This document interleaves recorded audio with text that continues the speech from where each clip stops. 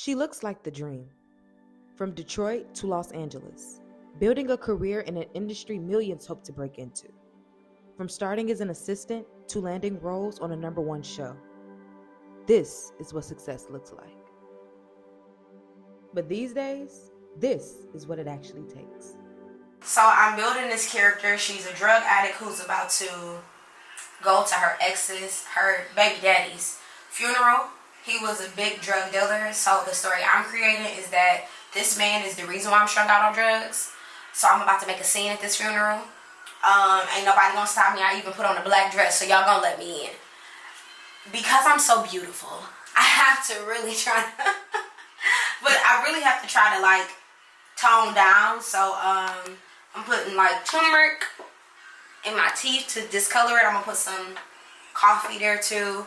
Baking soda on the corners of my lips to just make it a little drier. If I really had all of my stuff, I would do like Elmer's glue on my lips, paste it, and then peel it off so it can look like my lips are cracking. But it's the things you have to do to build the character. And this drug addict just so happened to have her lashes done. I'm not taking the lashes off of this. By the time they book me, they'll be off. But yeah, we're going to build this one out. I'm going to put a little more turmeric. And then we're going to get ready to do this. I've done a drug addict audition once before. And it was a while ago, so I kind of already know some of the tricks that I use. I kind of put darker makeup under my eyes to make my eyes look a little more hollow. Let's see. So we just get this somewhere. Okay.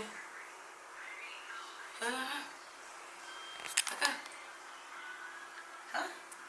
Yep. Oh, that's so nasty. Ugh. The audition at home.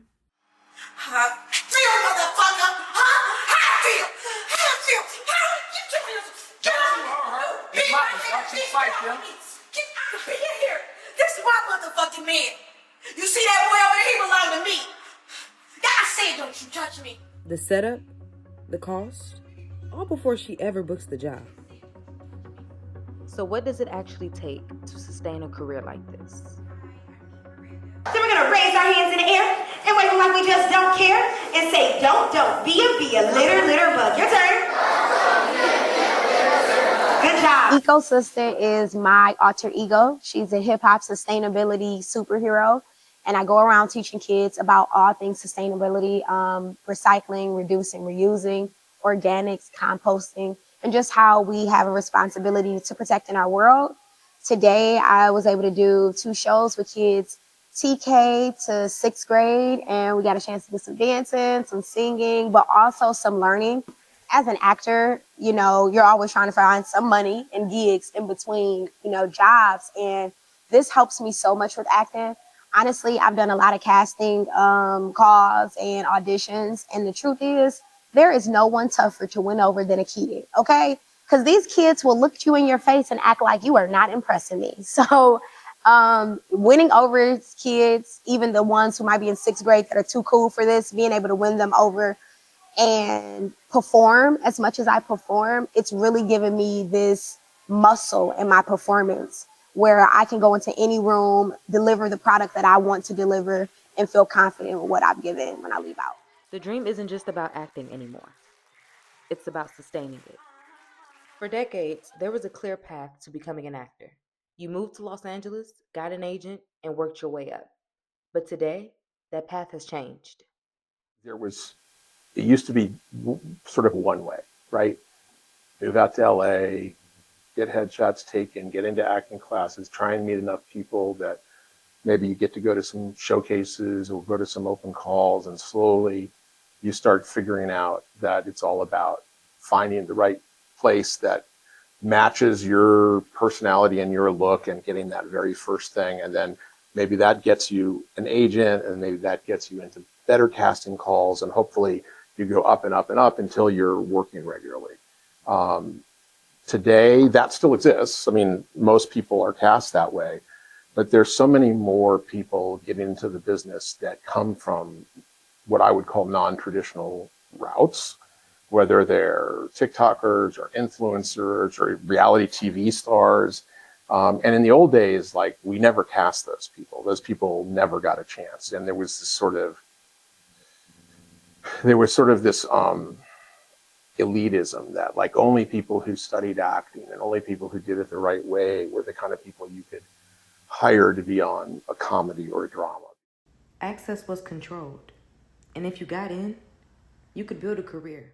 The internet disrupted things because you now had a communication and distribution system that anybody could access. There were, even though there still are gatekeepers, right? There's only so many people that can afford to make a big TV show or a big movie. Like you and I aren't making $30 million TV shows. Now anyone can create, be seen, and even be discovered. And now I think it's just about anything goes. More access than ever before. But access doesn't mean stability. There is no middle class for any of this anymore. Writers, actors, any of it. Because big companies only want huge audiences and huge revenue.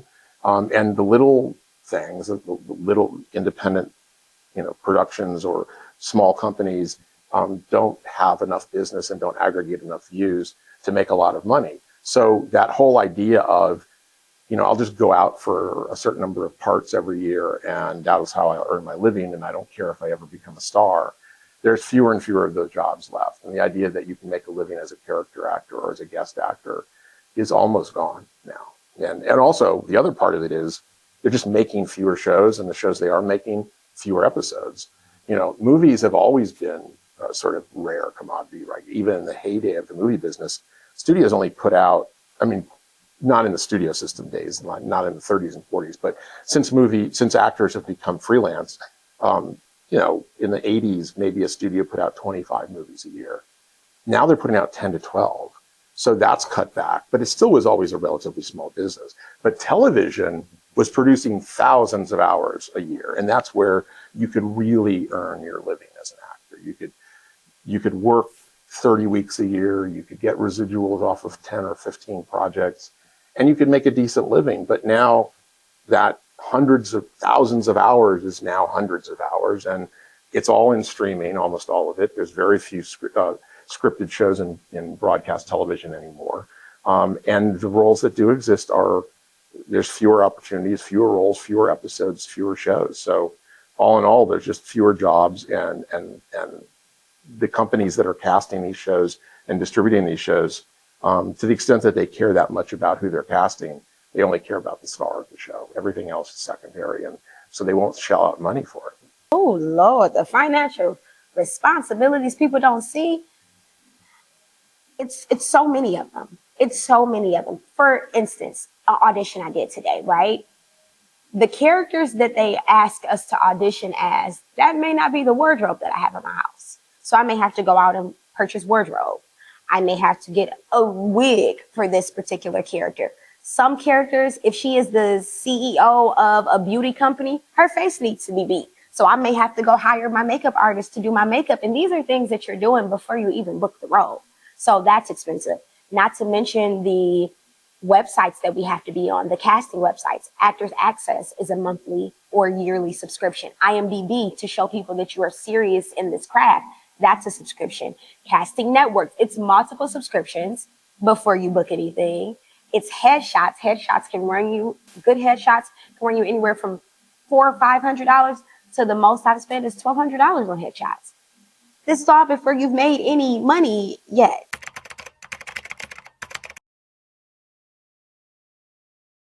I auditioned for Barbershop. I know the director. He ain't called me in. We went to school together. He didn't call me in. Although when I got there, I called him. I never call people. When I say never, I'm like, I want to do this on my own merit. I don't want a handout. I think I'm good enough where I don't need a handout. I'm going to do it on my own merit. So I called, one of our other friends called and said, Tim is doing Barbershop. And I was like, okay. They were like, just call him and see if he can get you in. I was like, I don't want to, but I will. So I called him. I was like, can you get me an appointment? And he was like, well, you kind of need an agent. I have an agent. Well, then you should really go through. Okay. I got there on the sign-in paper, 3 girls before me, where it says agent, They all said, Tim's story, Tim's story, Tim's story. So he called 3 girls in, but he wouldn't get me an appointment. I said, it's all right. Okay. The first scene, there was 3 scenes we had to audition. The first scene, I had 2 lines. That's it. The casting director said, who are you? You're getting a call back. I want to see the other scenes. You're getting a call back. Do you want to know what the lines were? Who drank my apple juice? Who drank my apple juice? Who drank my motherfucking apple juice? Okay. But of course I was standing and I did a whole scene. She's like, I don't know who you are, but you're getting a call back. Got a call back. Got in front of Tim, my friend. He had to call friends and say, oh, Donielle was actually very good. I was surprised. So I got another call back for the producers. Then I talked to Tim, and he said to me it was going to go one of 2 ways. Either we were going to use a celebrity for the role that the Michael Ealy got, or we were going to use a celebrity for the girl. And we decided to go with the girl because it was the only girl, and it made more sense to have a celebrity as the girl. I said, okay. I had no shot. But that's all right. I went in and I was great. But I had no shot. She wasn't an actress. But it says Grey's Anatomy. That's the moment I knew, oh, this industry has completely shifted. So there you have it. The path to becoming an actor hasn't disappeared. It's expanded, and it's more uncertain than ever before. I'm Danielle Hughes, and thank you for watching.